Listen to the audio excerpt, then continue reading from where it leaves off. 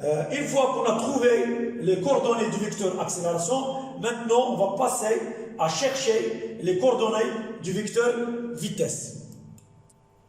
La relation entre la vitesse, le vecteur vitesse et l'accélération, c'est la relation suivante. Donc on a déjà vu, donc le vecteur AG est égal à la dérivée par rapport au temps du vecteur vitesse. On cherche donc on va essayer de chercher les primitives des équations précédentes. Donc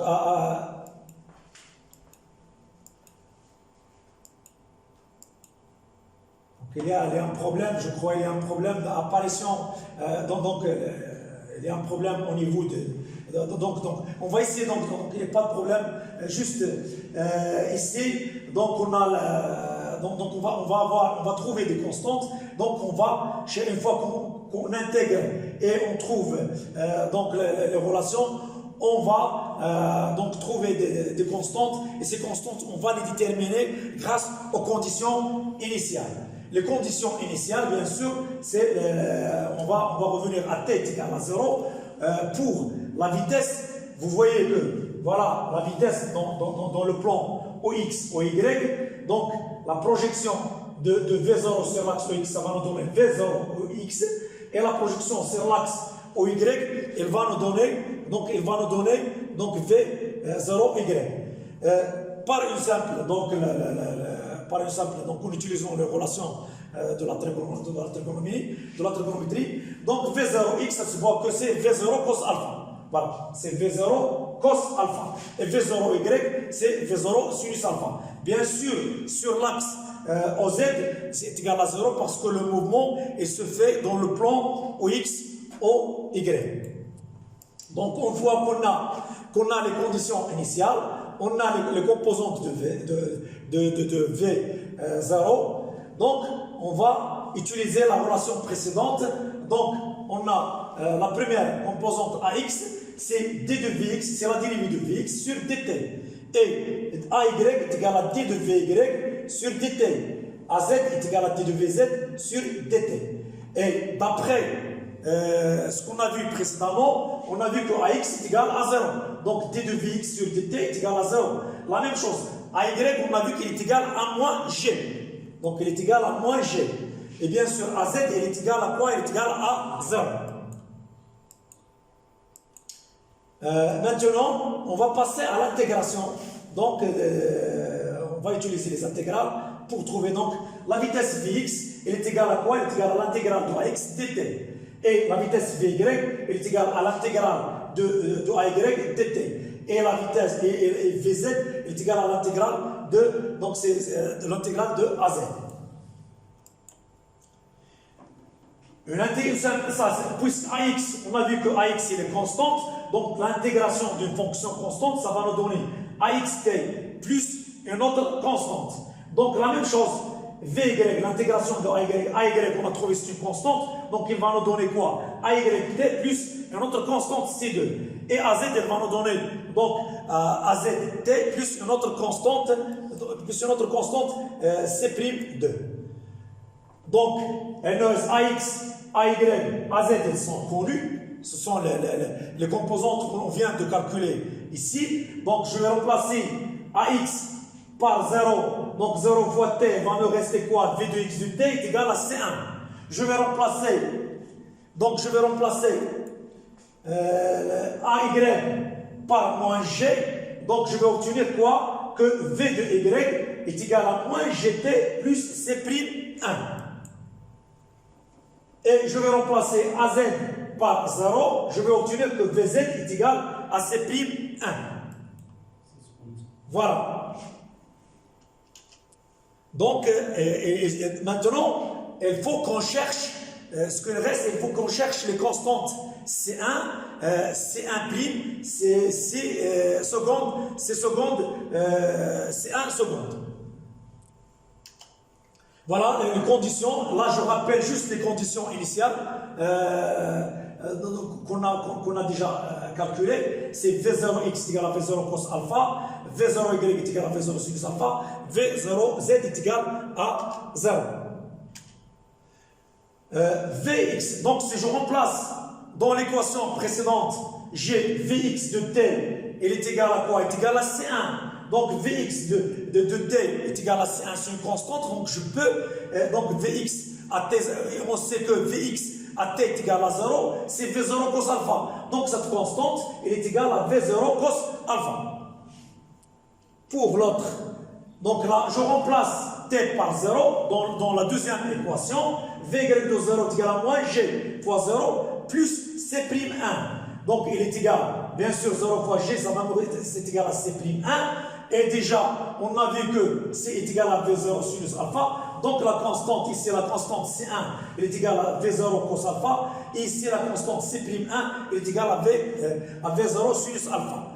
Pour l'autre, donc sur l'axe l'axe OZ, on a VZ0, elle est égale à C seconde 1. Donc il est égal à V0Z. Bien sûr, puisque V0Z est égal à 0, donc la constante, elle est nulle. Donc maintenant, on vient de calculer les trois constantes. Donc C1 est égal à V0 cos alpha, C'1 est égal à 0 sinus, V0 sinus alpha, et C'1 est égal à 0. Donc maintenant, j'ai les composantes de VG. Une fois que j'ai calculé les constantes, donc toutes les équations, elles sont prêtes. Donc je peux les écrire. Donc Vxt, c'est V0 cos alpha. Et les constantes, Vyt, c'est moins Gt plus V0 sinus alpha. Vzt, elle est égale à 0. Voilà les trois équations. Donc, d'après la première équation, on voit bien que la vitesse là, elle est constante. V0 c'est une constante, cos alpha c'est une constante. Donc la vitesse selon l'axe OX, elle est constante. Ça veut dire qu'elle ne change pas au cours du temps. Ça veut dire que le mouvement horizontal, elle est uniforme. Par contre, dans l'autre cas, donc ici on a V de Y est égal à moins Gt plus V0 sinus alpha. On voit bien que la vitesse, elle va changer une fois que le temps change. Donc, la vitesse n'est pas constante. On dit que, et on a vu que l'accélération, elle est constante, donc le mouvement, il est uniformément varié. Donc, c'est un mouvement vertical. Donc, c'est un mouvement vertical, bien sûr, selon l'axe OY, et il est uniformément varié. Vz est égal à 0. Et on a vu, donc la vitesse elle est nulle, ça veut dire que donc il n'y a pas de mouvement selon l'axe DZ. Donc pas de mouvement selon l'axe OZ. Donc une fois qu'on a trouvé donc les coordonnées du vecteur vitesse, maintenant on va passer aux coordonnées du vecteur position. Donc de la même façon que tout à l'heure, donc on va faire recours donc aux intégrations et on va utiliser la relation bien sûr qui existe entre OG, donc le vecteur position et le vecteur vitesse. La relation elle est bien connue, c'est que VG elle est égale à la dérivée par rapport au temps du vecteur OG, du vecteur position OG. Donc, où le vecteur position a pour coordonnées déjà, donc on sait les coordonnées du vecteur OG, bien sûr c'est x de t, y de t et z de t. En appliquant la relation précédente et en utilisant ces composantes-là et ces coordonnées de OG, donc on obtient la relation suivante. d de x sur dt, donc d de x sur dt est égal à v de xt. La même chose, d de y sur dt est égal à v de y, et d de z sur dt est égal à vzt. Déjà v de x, c'est connu. Donc on vient de voir les équations de v2, dans l'équation de v de x. Donc on a c'est v0 cos alpha. Je remplace vx par son expression. Je remplace aussi vy par son expression qu'on a trouvé, c'était moins gt plus v0 sinus alpha. Et bien sûr vz, on a trouvé qu'elle est égale à 0, on va la remplacer par son expression qui est v0. Maintenant, donc les coordonnées du vecteur position sont des primitives, bien sûr, des coordonnées du vecteur vitesse par rapport au temps. Ça veut dire que x de t est égal à quoi? C'est l'intégrale de v de x de t, et y de t est égal à quoi? C'est l'intégrale de vy de t, et z de t est égal à l'intégrale de vz de t. Voilà donc ce que je viens de dire, et on va donc calculer ces intégrales-là. La première, ça c'est une constante V0 cos alpha, donc ça va nous donner V0 cos alpha t plus notre constante C2, et l'autre, ici ça va me donner l'intégrale de moins GT, ça va me donner moins 1 demi GT au carré, et ça, c'est puisque c'est une constante, c'est V0 sinus alpha t, plus une autre constante, C'2. Ici, puisque c'est 0, ça va me donner ça va me donner une constante. Voilà, je remplace donc ce que je viens de dire. Voilà, donc bien sûr, donc on a maintenant, comme tout à l'heure, on a des constantes à calculer. J'ai la constante C2, j'ai la constante C'2, et j'ai la constante C seconde 2. Donc, ce sont des constantes qu'il faut déterminer, bien sûr, toujours. On va faire recours aux conditions initiales sur la position. Les conditions initiales sur la position, je les ai déjà fixées au début. J'ai dit que x0 est égal à 0, et y0 est égal à 0, et z0 elle est égale à 0. Bien sûr, donc, donc je vais utiliser ces conditions-là. Je remplace donc dans ces équations-là t par 0. C'est-à-dire à l'instant, je fais les calculs à l'instant t est égal à 0. Alors, à x, à t est égal à 0, donc je sais que, d'après les conditions initiales, que x il est égal à 0, et je remplace ici donc le t par 0, et je vais obtenir C2. La même chose pour y, donc je remplace ici le t je remplace ici le t par 0, donc et ici t par 0, j'obtiens la relation qui est en bas, donc plus C'2. La même chose pour l'autre C', donc on n'a rien à remplacer ici parce que c'est une constante. Alors je passe maintenant au calcul. Donc bien sûr, j'ai C2 ici, donc C2, cette relation-là va me donner ici, j'ai un 0 ici, donc il me reste C2, elle est égale à 0. Ici, j'ai un 0, il me reste que C'2, elle est égale à 0. Et ici, donc C seconde 2 est égal à 0. Voilà, donc j'ai les valeurs des trois constantes. Maintenant, je peux écrire les coordonnées du vecteur position OG. X de t est égal à V0 cos alpha t. Y de t est égal à moins 1 demi gt au carré plus V0 sinus alpha t. Et z de t est égal à 0. Donc ça se voit bien que pour x de t, donc le mouvement sur l'axe OX, c'est une fonction linéaire. Donc c'est une fonction linéaire. Et sur l'axe OY, c'est une fonction parabolique, parce qu'on a ici AT au carré plus BT. Et pour l'autre, ça se voit que c'est une fonction nulle. Donc c'est une fonction nulle parce que c'est évident, parce qu'il n'y a pas de mouvement sur cet axe-là. Les trois relations, bien sûr, la question que j'ai posée au début, les trois relations suivantes s'appellent équations horaires du mouvement.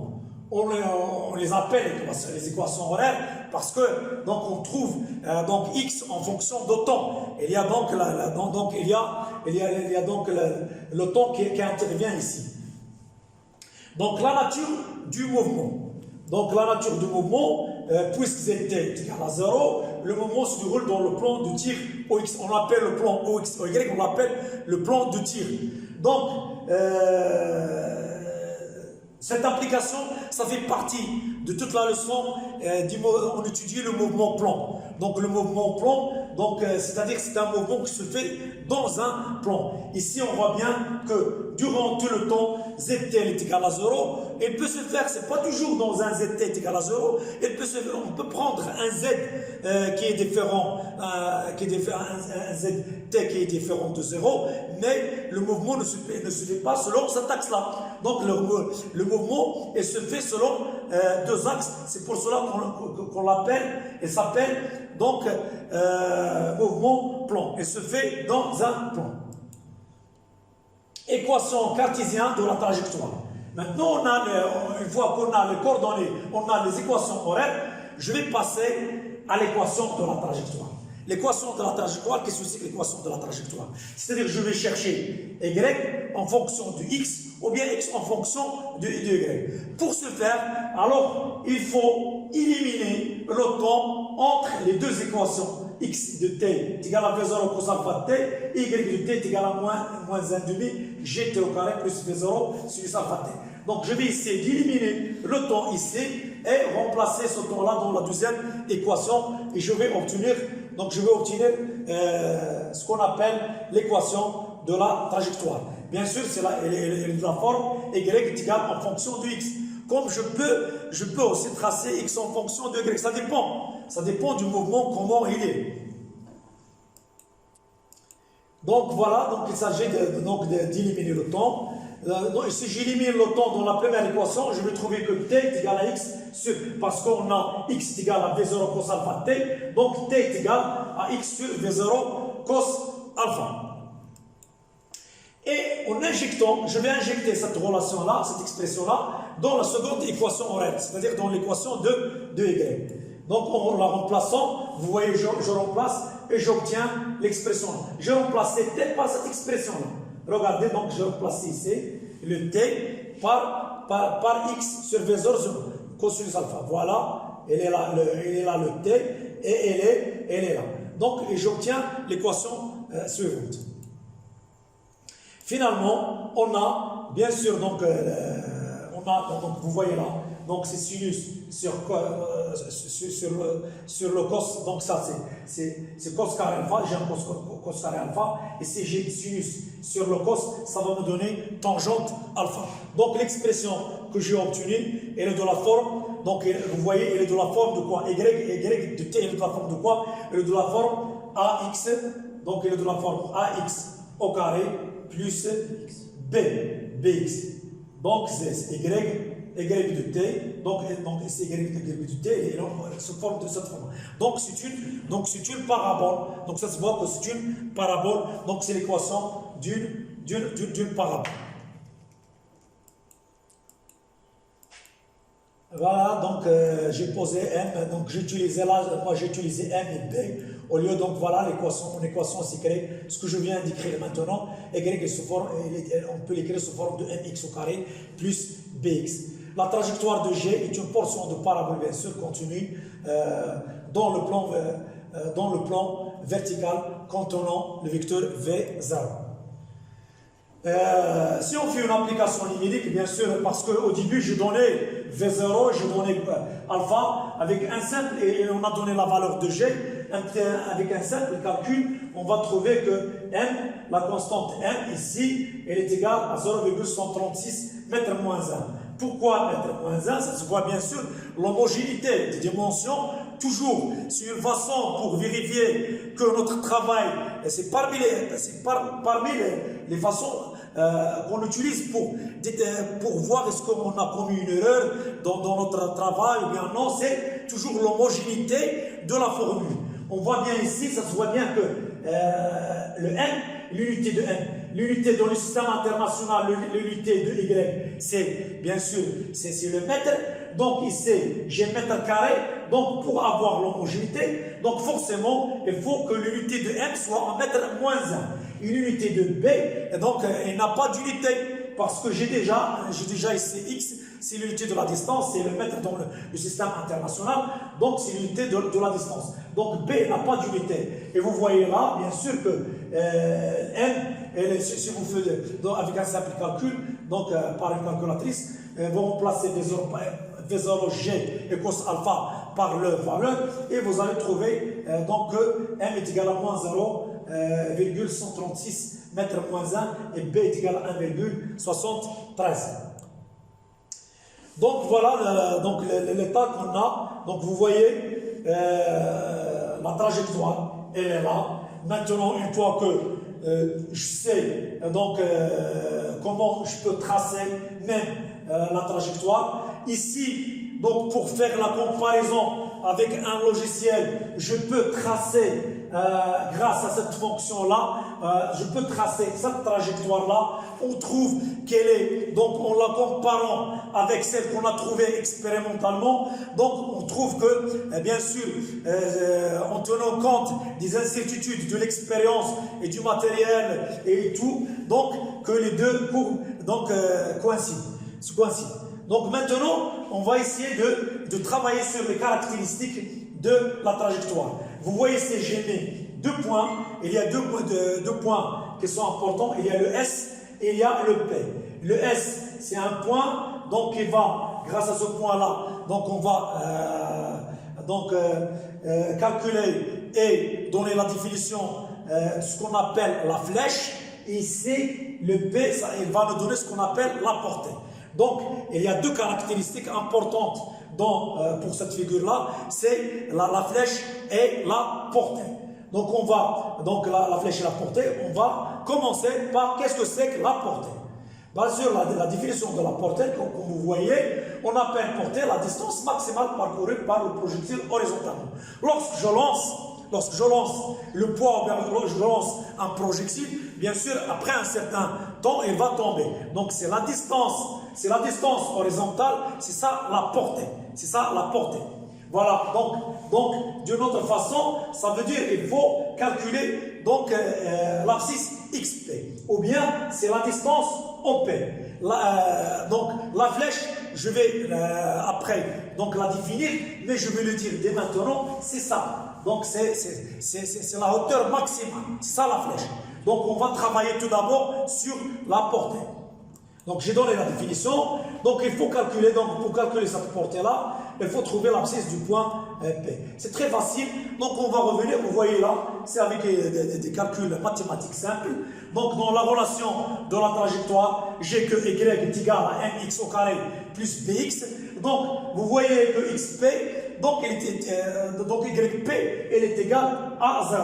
Donc, je remplace, j'ai mx au carré plus bxp, elle est égale à 0. Et je peux trouver, je peux tirer le xp. Là, il y a, donc je peux factoriser mathématiquement pour calculer ça. Donc je factorise avec xp, j'obtiens que xp, facteur de mxp plus p est égal à 0. Donc, bien sûr, le produit de 2 facteurs est nul si l'un des facteurs est nul. Donc, xp, ça, il y a 2 solutions. La première solution, c'est xp est égal à 0. C'est une solution rejetée pour nous parce que c'est pas pratique. Donc, ça veut dire que l'objet n'a pas donc expérimentalement et réellement, donc c'est à rejeter. Donc, il me reste l'autre équation. L'autre équation, c'est mxp plus p est égal à 0. Donc, je vais faire la résolution de cette équation-là. Je trouve que xp est égal à moins b sur n.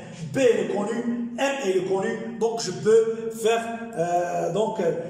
mon calcul.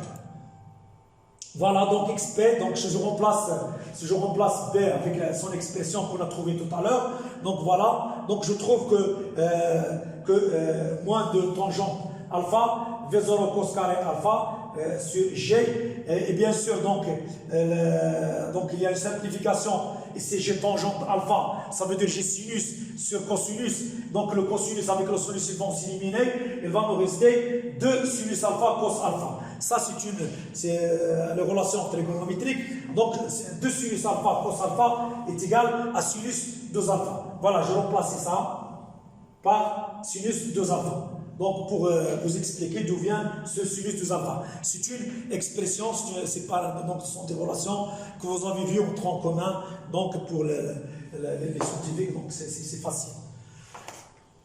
Voilà, donc j'ai l'expression de xp. En général, c'est ça l'expression de xp. Donc, il est fonction de quoi? Il est en fonction de V0. Il faut se rappeler de ça. Il est en fonction de G, c'est une constante. Donc, vous voyez ce xp, il varie selon V0 et le alpha. Donc, on va voir. Donc, pour notre cas, donc l'application dans notre cas, si je remplace V0 par sa valeur, bien sûr, il faut faire là attention, toujours dans les applications numériques, il faut voir, donc on travaille dans le système international, et il faut faire attention aux unités. Les calculs, c'est très important, donc là, il ne faut pas tomber dans l'erreur, il ne faut pas mélanger surtout les unités. Donc là, on trouve que XP est égal à 12,71 mètres. Donc là, vous voyez, d'après cette relation-là, c'est très simple.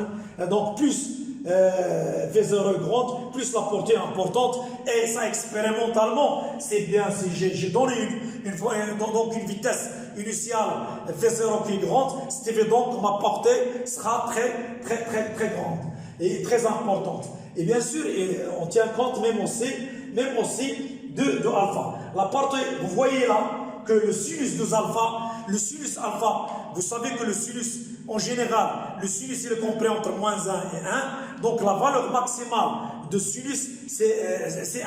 Donc, si je vous pose la question, quelle est donc la valeur maximale de xp pour obtenir la valeur maximale, c'est-à-dire qu'il faut que ce sinus de alpha soit égal à 1. C'est ce que j'ai écrit là, sinus de alpha est égal à 1. Si on fait un calcul, ça veut dire que 2 alpha est égal à pi sur 2, ça veut dire que alpha est égal à pi sur 4 est égal à 45. Alors là, comme application et comme un conseil pour surtout dans le domaine du sport, pour un sportif ou bien pour un athlète, s'il veut lancer le poids, par exemple, donc il faut qu'elle lance donc la boule avec un angle pour avoir une grande portée. Il faut qu'il essaie de la lancer avec une vitesse initiale qui fait un angle de 45 degrés. Bien sûr, lorsque je cherche, et vous voyez, je vais vous dire une chose, c'est par exemple, si on prend alpha est égal à p sur 2, vous voyez que on va avoir, donc c'est un mouvement vertical. Donc on va avoir une grande, donc il va tomber sur, donc c'est un mouvement vertical.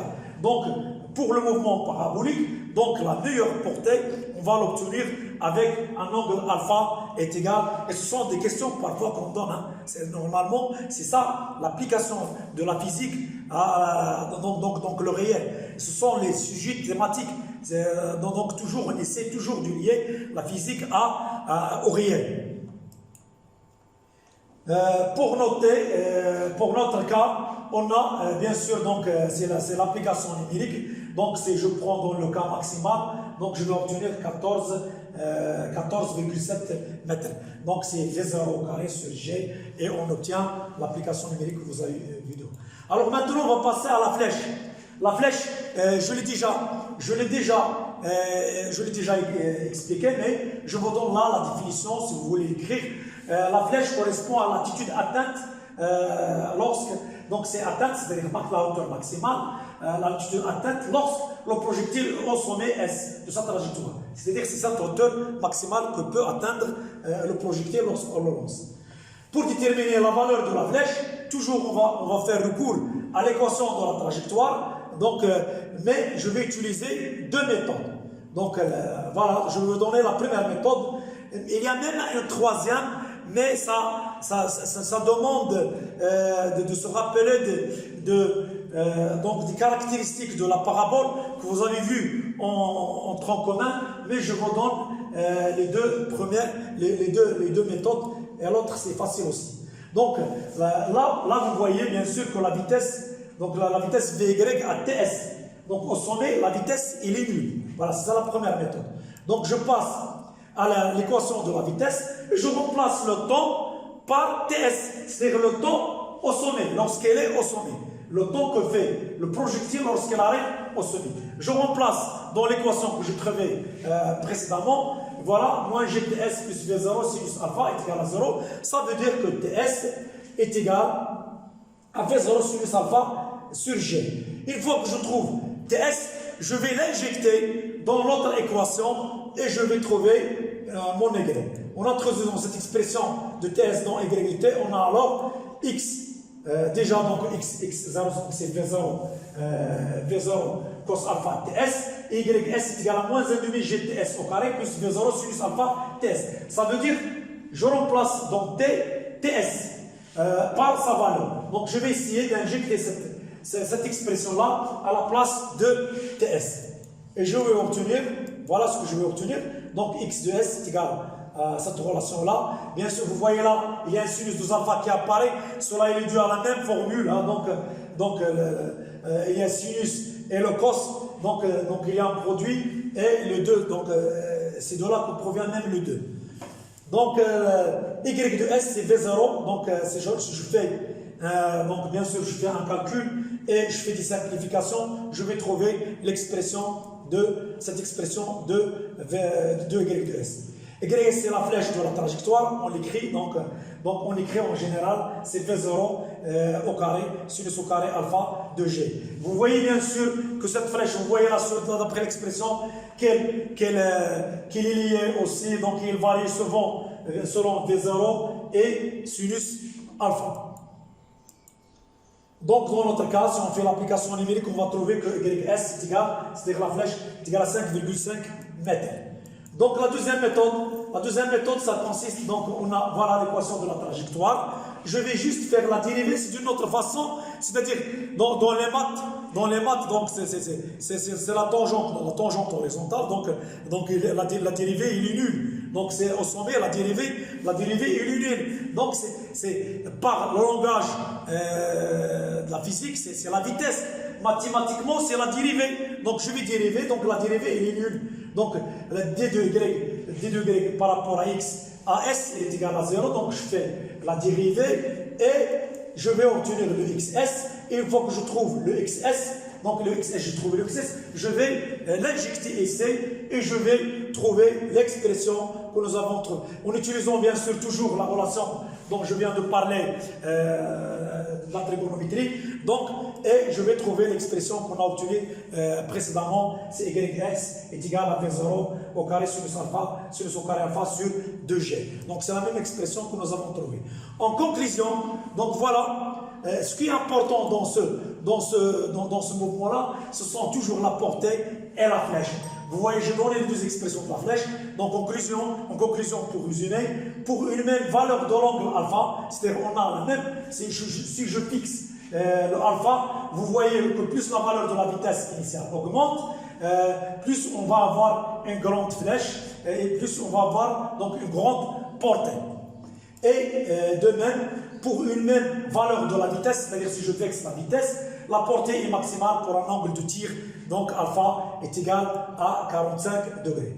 Pour une valeur de la vitesse des angles de tir complémentaires en même portée, les angles complémentaires, vous savez que c'est les angles complémentaires, donc ils ont la même, de même valeur, donc la même portée. Voilà, notre cours, donc c'est la fin de notre cours. Bien sûr, c'est la fin du cours du projectile, mais donc c'est une partie du cours du mouvement plan. Donc notre prochain cours sera le mouvement d'une particule chargée dans un champ électrique uniforme. Et après, on va voir donc le mouvement d'une particule chargée dans un champ magnétique. Et voilà, le cours est terminé. Donc merci pour votre attention et à la prochaine leçon.